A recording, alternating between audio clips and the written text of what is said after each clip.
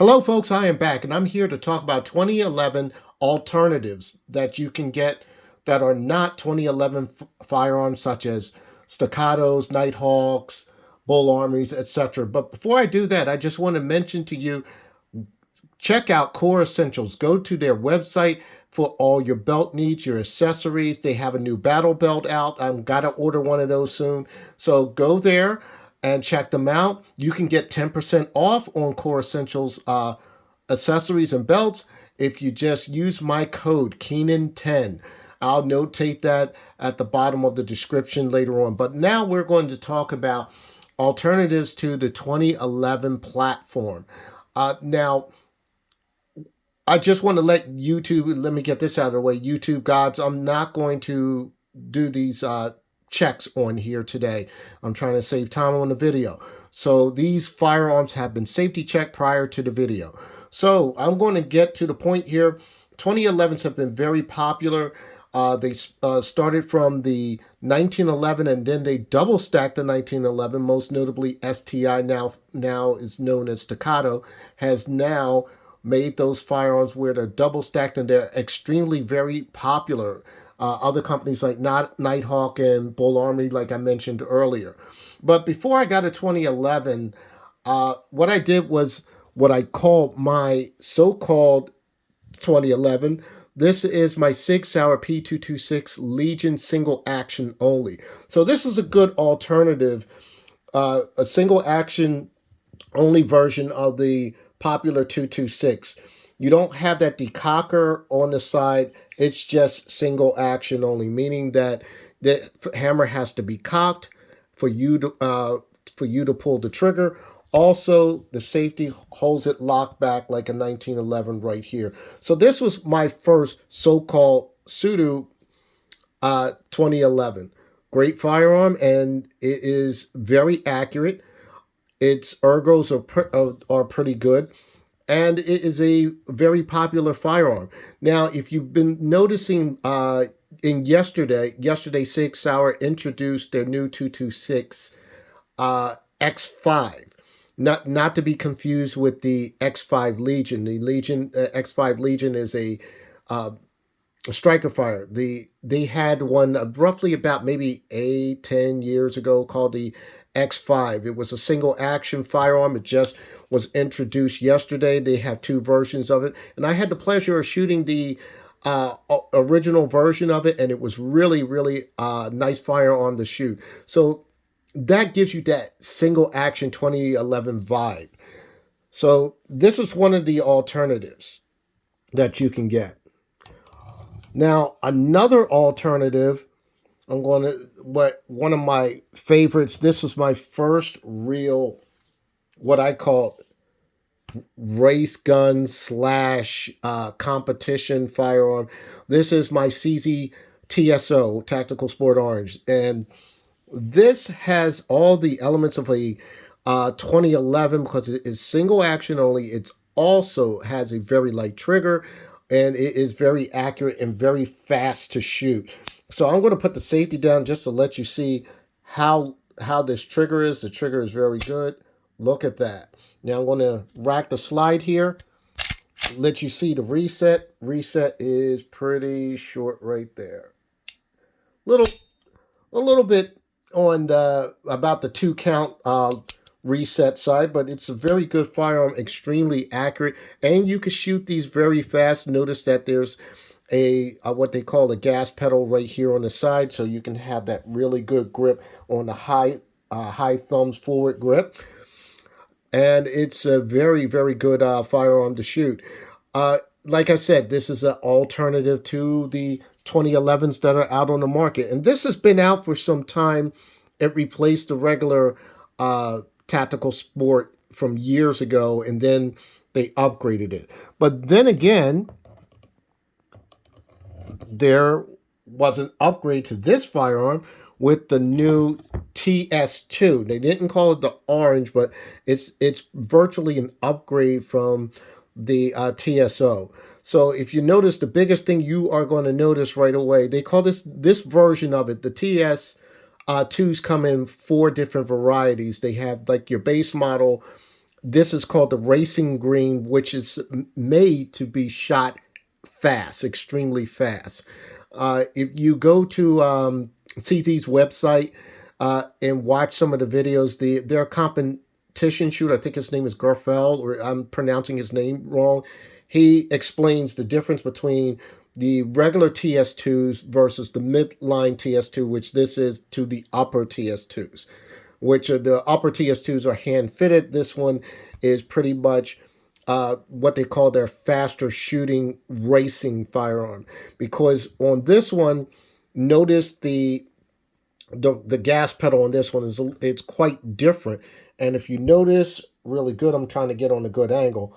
This one has you to get the thumbs forward motion, but also it's allowing you to have your thumbs point straight, more straight than on, let's say, the TS2 here, where your thumb here will point pretty much up. And a lot of people with longer thumbs felt uncomfortable with that because they felt like their thumbs being pushed back. So that's an improvement on the racing green, where the thumbs are facing forward. Like I said, this is an alternative to the 2011 platform because it's a very, very fast shooter. Now, just to show you with this trigger pull right here, very, very light trigger pull. I'm going to say that's 1.5 pounds.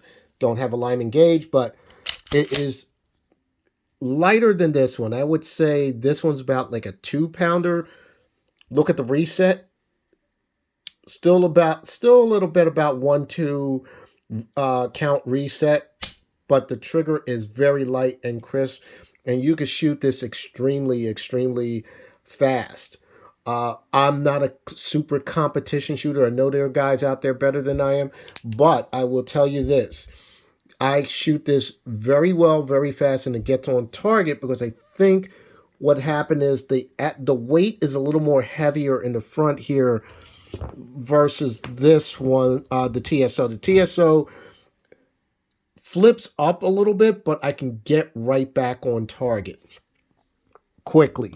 But with the with the TS2, this one it seems to be a little bit more flatter shooting, in my personal opinion, because I think the weight is a little heavier, in my opinion. But from what I look at the specs say that they're similar in weight, which is surprising. But they, CZ does their voodoo magic.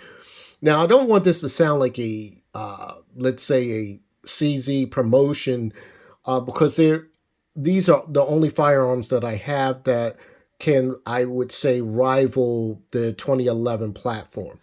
Now, this one here, this started out, this was not a made single action only firearm. This was my first CZ, the SPO1. Now, what I did to it, I sent it to Cajun Gunworks. As you see, they did very good work on it. They did the paint work here. They did the slide top here. And most importantly for me, they did this and made this a single action only.